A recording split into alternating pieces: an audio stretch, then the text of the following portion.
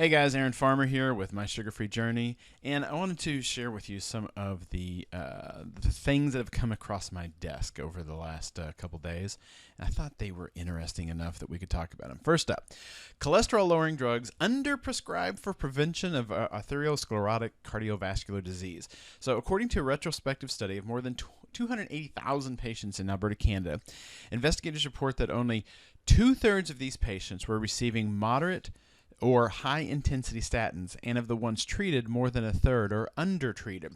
So they looked at 280,000 people. There, two-thirds of them were on, I think all of them were on statins. Two-thirds of them were on the moderate to high-intensity statins, and of a third of those, a third of those were undertreated.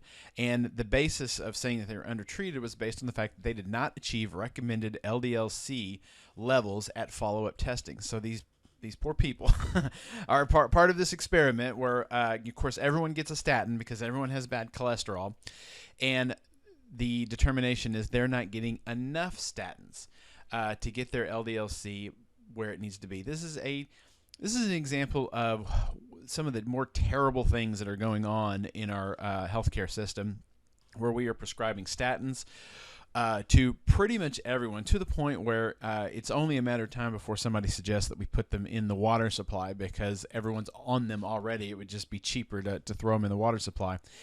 And they're not working. They're not getting LDL cholesterol down to the target levels. They're not working for a couple reasons. Number one, probably the most important reason, is we keep lowering the target for LDL cholesterol to the point where it's almost impossible for anyone to reach that target unless they are in perfect health and they're doing everything right, and they're also taking a statin, because they don't want anyone to not be able to take a statin. Everyone needs to take a statin. You need to take a statin. I need to take a statin. Everyone needs to take a statin because statins are that important. Now, obviously, I'm being facetious here. I don't think statins should be this widely prescribed. LDL cholesterol is not a marker.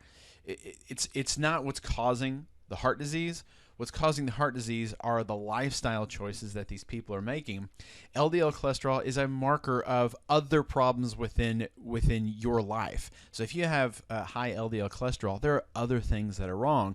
Presumably, and most importantly, that you're eating crap food, you're not getting enough exercise, you're not getting enough sunlight, you're under intense amounts of stress. Those are the things that we need to focus on, instead of always being so ready to take a pill in order to get some arbitrary number into some arbitrary range that changes every 5 or 10 years when they go back and change these numbers. We need to focus on doing the things that are going to make us healthy long term, and those things are eating good, high quality food, getting plenty of exercise, getting plenty of sunlight, reducing stress, and being around people that love us and that we love. Those are the things that we need to do. It's not about a statin. There are some people that probably need to take a statin, but it should be a much, much smaller percentage than the darn near 100% that they're shooting for. Another line in this article: failure to achieve guideline recommended levels of LDL-C was common among patients using moderate or high intensity statin therapy. Notice that word, common. So these people are on some of the highest doses of statins that are available to them, and they're still not reaching their targets. You are probably on a statin, and you are probably not reaching your LDL target, and eventually they're going to put you on a higher dose. They're going to put you on multiple statin pills. Your problem is not that you have a statin deficiency. That is not what your issue is. Your issue is you're eating terrible foods. Your issue is you're not getting enough exercise. Your issues are you're not going outside and getting plenty of sunlight. Your issues are that you're not reducing your stress. There are very simple things that you could do to reduce your cholesterol, and taking a statin is one of them, but it's not helpful. You're just masking the problem. One other thing that came out at the end of this article: the results of the study bring to light an important principle. Time and energy, not knowledge, are the real barriers to statin prescribing.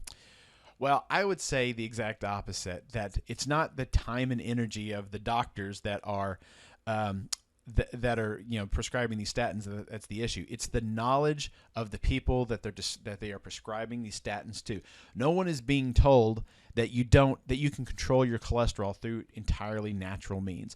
No one is being told that you can control your cholesterol through diet. I'm telling you right now, if you're on a statin, chances are very, very, very good that you can control your cholesterol without having to take a statin, that you can do it through eating a lot more meat, a lot more red meat, not eating processed carbohydrates, not eating sugar, not eating polyunsaturated fats, and getting some exercise, going out, getting some sun, so on and so on. So this is what the issues are. No matter what they do to prescribe these statins, it's never going to be enough, because there's always going to be a big pharmaceutical rep on the other side of this equation wanting to make more money and get a higher percentage of the population on these pills. I'm not a doctor. I cannot tell you to not take a statin, but I can tell you that I'll never take a statin. All right, next up. An inflammatory diet correlates with colorectal cancer. So this study unveils a correlation between inflammatory and antioxidant diets and the risk of developing colorectal and breast cancer, and you'll find out in a minute it's mostly just colorectal, not really breast cancer.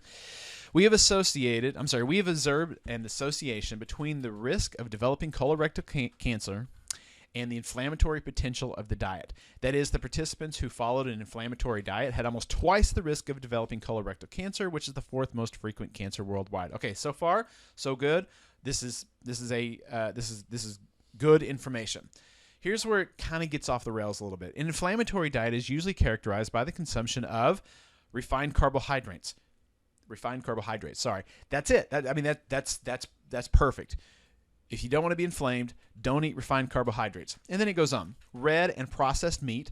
You'll see this very, very often where they'll conflate red and processed meat. It's not red and processed meat. Processed meat might be a problem. Red meat is not a problem. Red meat is not going to inflame you. You are not going to be inflamed by eating a steak.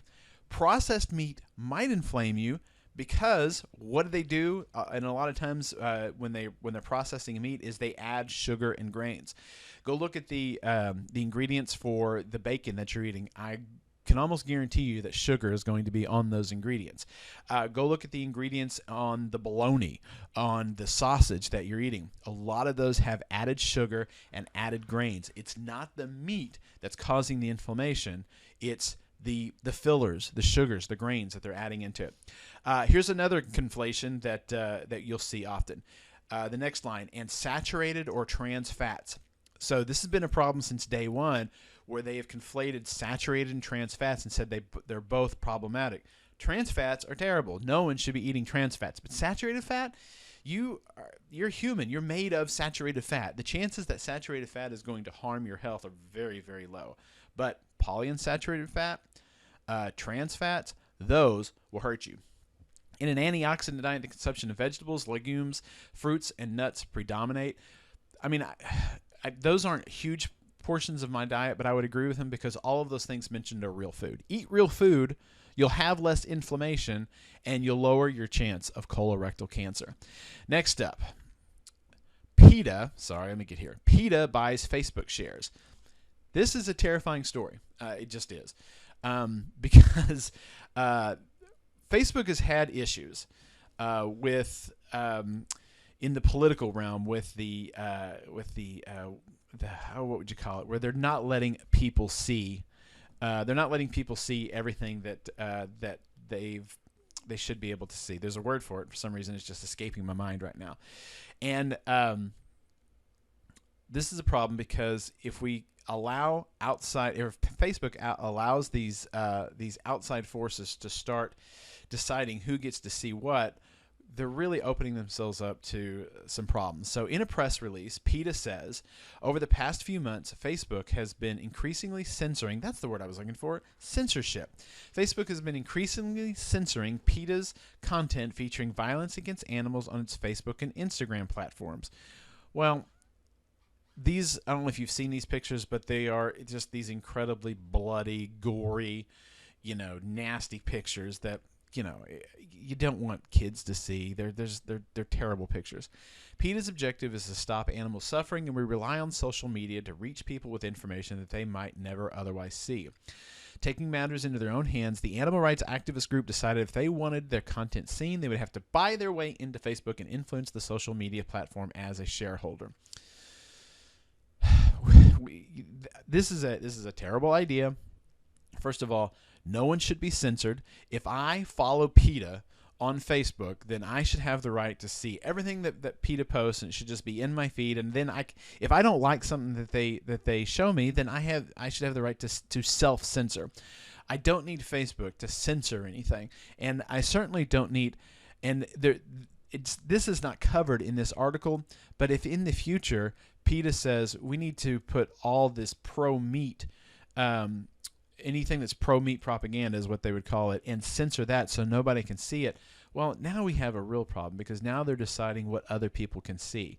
If I follow PETA on Facebook, I should be able to see what PETA posts. If I follow Sean Baker on Facebook, I should be able to see everything that Sean Baker posts. If I follow the American Beef Council on Facebook, I should be able to see everything they post. It should show up in my feed. And if I don't like something they have to say, I should have the right to pick and choose.